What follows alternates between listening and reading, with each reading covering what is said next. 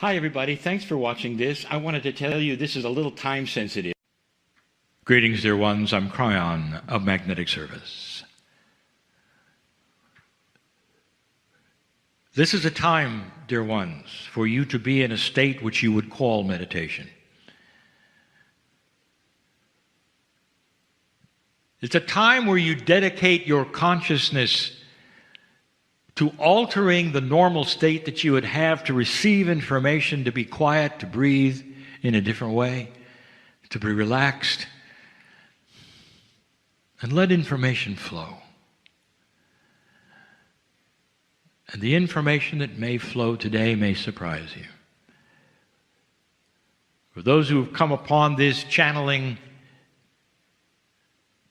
and don't know what it is, this is one of 5.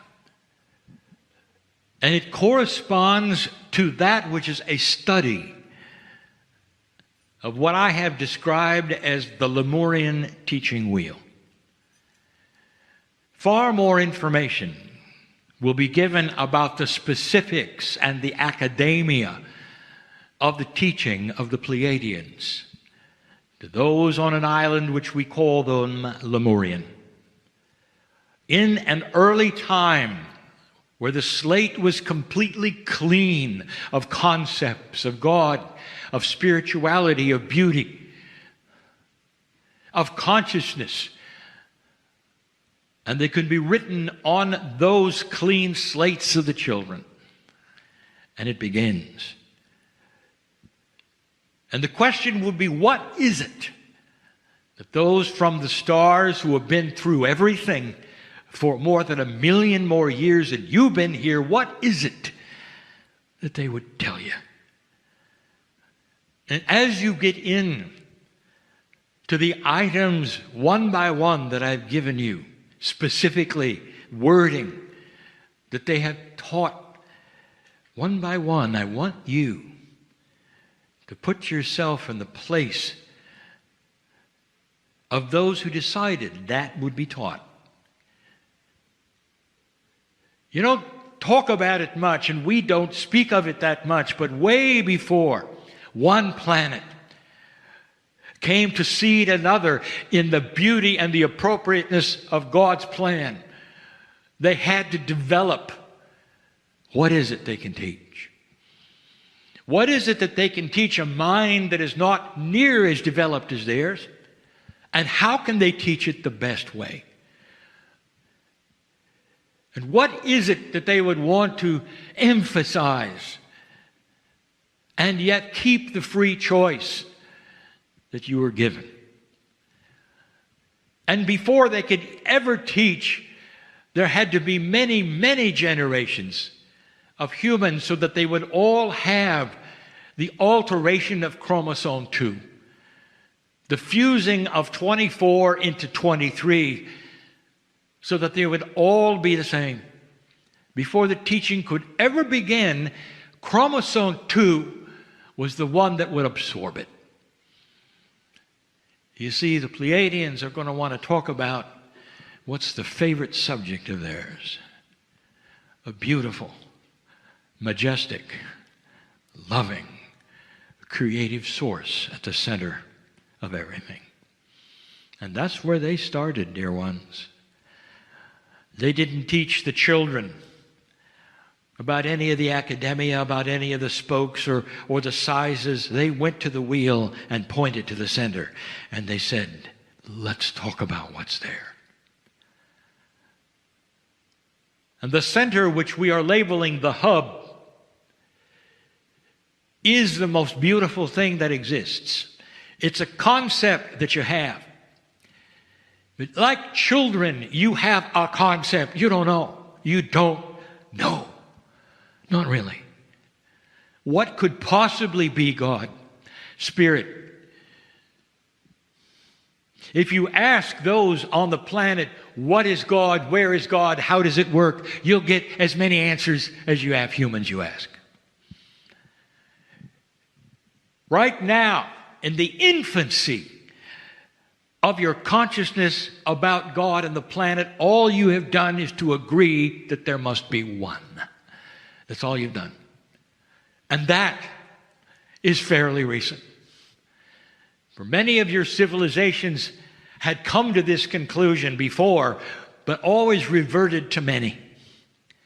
If there are many kinds of civilizations, then there has to be many gods. Over 80% of this planet believes in one God. You are ripe and ready then for the discussion and the consciousness and the realization of what that might mean. And the Pleiadians knew very much that this would be the evolution that you would take, because it was theirs as well. So they had to teach something that was pre-evolutionary, if you think about it, to children, knowing they would grow up and make mistakes like you have. And yet what they taught you, they also know would stick in your Akash so that it was ready. And if you had the opportunity and the earth evolved like they had thought it would or might, if you had the opportunity, the Akash would eventually awaken to a greater truth. So rather than an earth that sits around and argues about that one God and says to the other civilization, and if you don't worship it this way, we're going to kill you. A little bit of a dichotomy, I would say. You don't have it yet. You don't understand it yet. And then the other parts of the civilization make the one God so human it's dysfunctional. But it's still one God. You see, the evolution of the consciousness of what it actually is a mystery to you. But slowly, dear ones, civilization after civilization and culture after culture on this planet will start understanding and realizing a consciousness of oneness. In other words, if there is one God, there has to be a oneness of all things, because God created all things. Eventually it will occur to humanity that there is no separation, and that to separate God into parts of belief is actually childlike. Then they will start to understand and realize that the many religions in the planet can still exist as long as they are compassionate with one another, understanding of one another, and can look at one and say, well, we have our way and you have yours. Isn't it beautiful that we can both love God? And you can stand and hold hands in different outfits, in different ways, in different symbols, and different beliefs, and even different prophets. And you can say they all emanated from one place. Isn't it grand? Perhaps there'll be one song to sing eventually where you hold hands in many religions with many outfits and many symbols can all hold hands and sing one song together that is so powerful that you weep with the beauty of understanding we came from somewhere else. And in the DNA, more and more you discovered that compassion and the teaching and the original information from the source is there.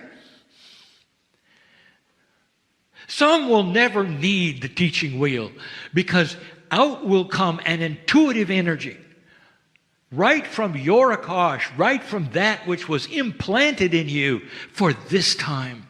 Wisdom implanted in you that you haven't seen yet.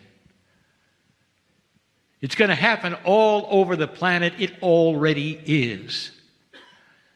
There is already a preparation for the idea and the concept that maybe, just maybe, you will meet extraterrestrials who are gentle and benign and smarter and wiser than you.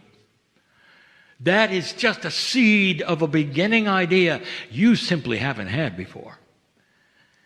Because you've made them all dysfunctional like you. Every ET that's supposed to have come to this planet is out to get you. And that, dear ones, as we've said before, is human nature. You see, that's the story of you. These are the things that are starting to change. There is benevolence coming. And the benevolence is human to human. It's an honoring of human to human. And we have told you before that as you look backward and as your grandchildren look into the past and they start to learn about history, they're going to turn to you and say, "You're kidding.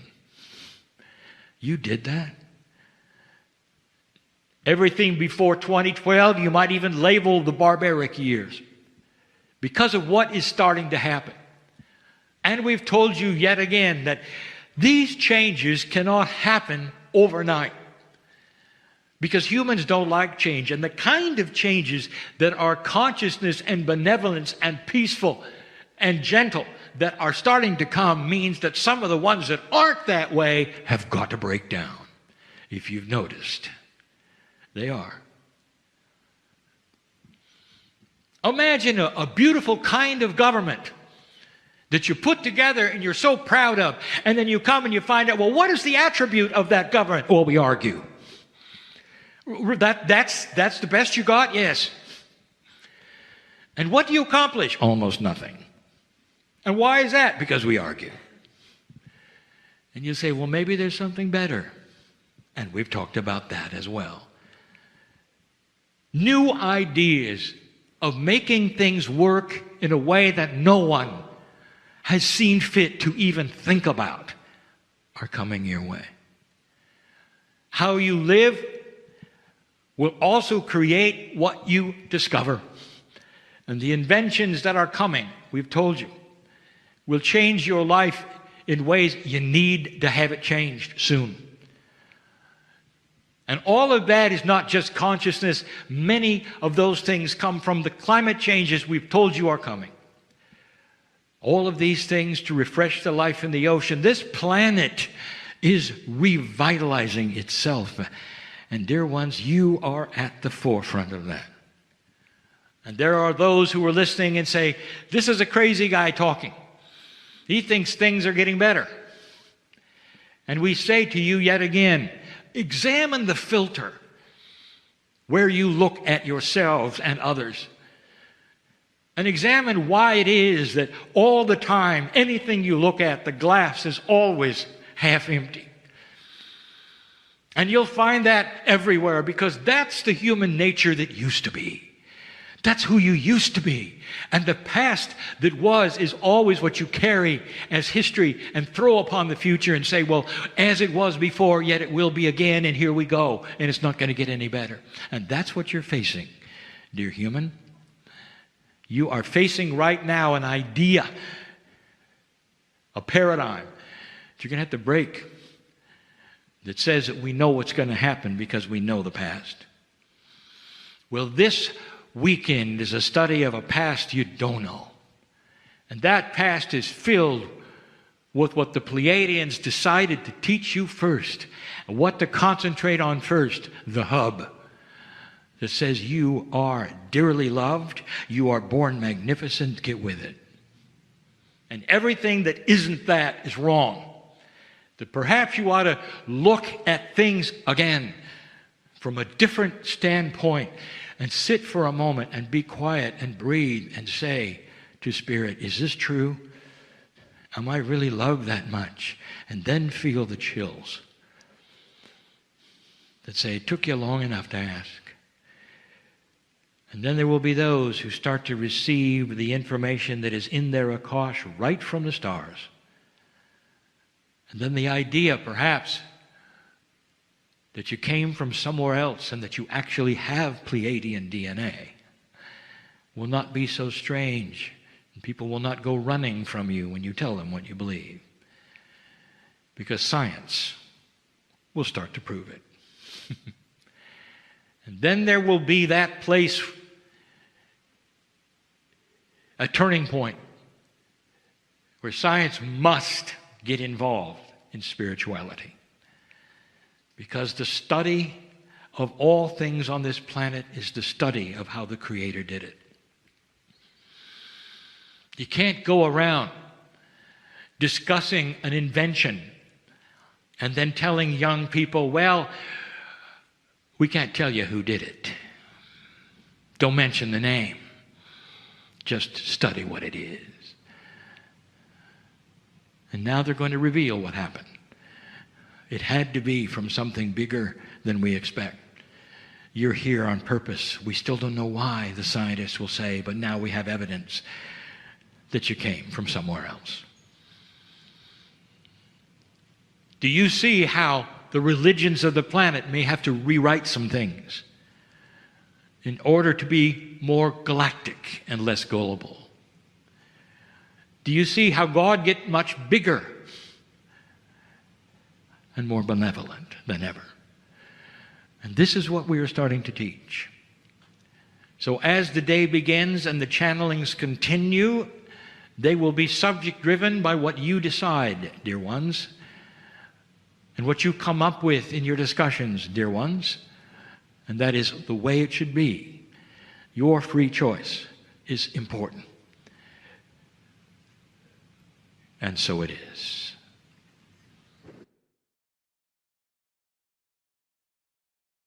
Hi, everybody. Thanks for watching this. I wanted to tell you this is a little time sensitive.